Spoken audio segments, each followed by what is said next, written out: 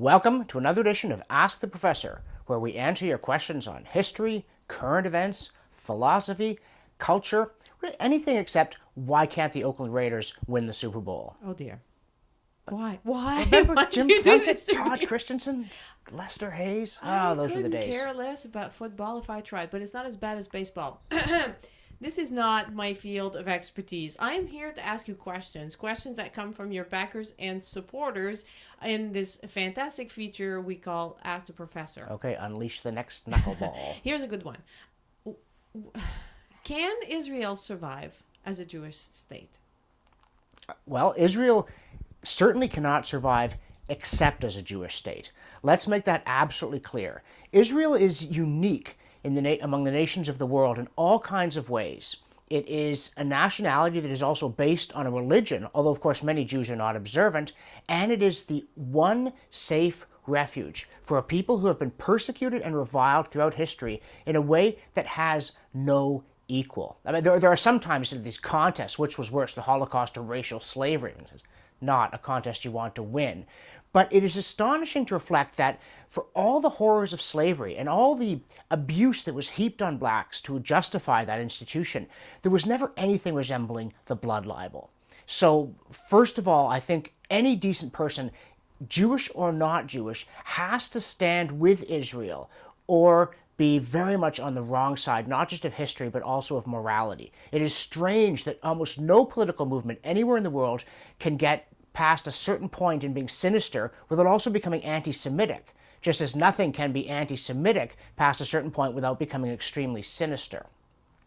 However, that does leave, obviously, the question, can Israel, as Israel, survive? And there are a lot of reasons for thinking that Israel cannot survive. The first of these is that its neighbors keep attacking it. They've been attacking it relentlessly since 1948. They eased off a little after 1973, partly because being defeated by such a small nation. When you look at a map of the Middle East, Israel is tiny in population and also in geographical size. These defeats were just too humiliating for the rulers of Arab nations. It was very destabilizing to keep losing to the Jews against whom they'd whipped up all this hatred. Also, of course, Israel acquired nuclear weapons, which made defeating Israel a very, very doubtful proposition, unless, of course, you're some mad Islamist who dreams of an apocalypse, everybody dies, and then you go to heaven and get your 72 virgins. Like the Iranian business. For instance, and Barack Obama's foolish deal-like object with them is very, very worrying. The other thing has to do with demographics. It's a simple fact that the birth rate of Israeli Jews is lower than that of Israeli Muslims. And don't forget, Israel has a substantial Muslim population, and they have rights of a sort that they don't have anywhere else in the Middle East. Why on earth the left, which is supposedly so concerned about things like gender, religious toleration, decency, should be so hostile to the one nation in the region that actually protects these rights for Muslims is just baffling to me. Oh, okay, but here's one before you go on that I really don't get.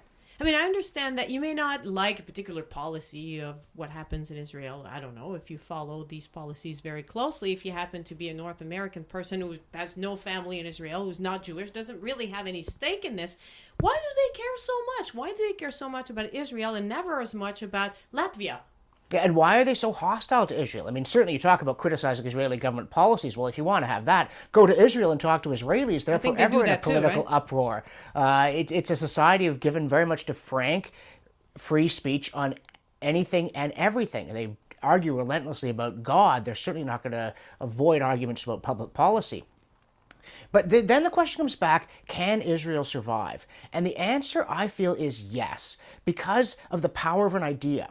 I mean, Israel, in a certain sense, is completely preposterous. You know, the people who wanted to create Israel, starting in the late 19th century with the Zionists, this was a nation that had been in exile for 18 centuries. And they said, well, that's not a problem. We can do this. And then people started moving to this, frankly, rather inhospitable part of the world, both geographically and in terms of their neighbors, and starting collective socialist farms, which is a preposterous economic venture. There's one couple moved there and said, from now on we speak only Hebrew, a language that had been relegated essentially to ritual, again, for most of those 18 centuries. Their son is the first Hebrew-speaking child born in 1800 years. And yet they did it. And they did it because they believed passionately in it.